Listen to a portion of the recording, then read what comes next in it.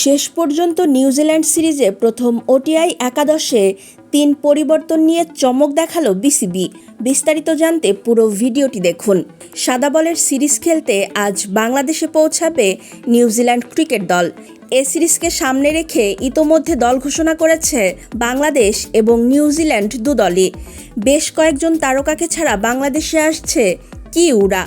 তবে এরপরও নিউজিল্যান্ডকে সহজ প্রতিপক্ষ হিসেবে দেখছে না বাংলাদেশ ক্রিকেট বোর্ডের বিসিবি অ্যাডহক কমিটির সদস্য মিনহাজুল আবেদিন নান্নু।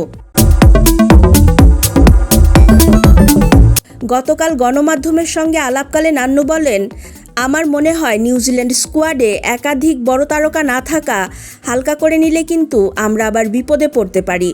আমাদের সেরাটা সঠিক সময়ে দিতে হবে এবং এই সিরিজটা থেকে অবশ্যই আমরা কিছু ইতিবাচক পারফরমেন্স চাই, যেটা আগামী সিরিজে কাজে লাগবে।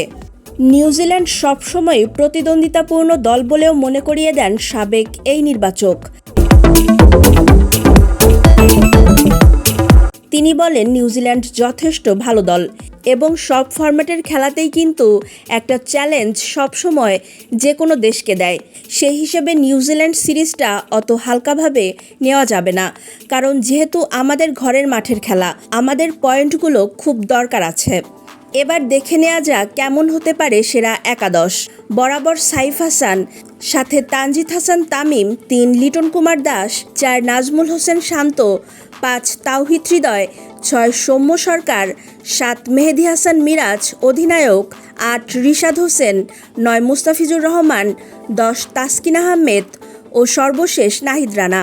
এই সেরা একাদশ নিয়ে নিউজিল্যান্ডের বিপক্ষে জিততে মরিয়া বাংলাদেশ।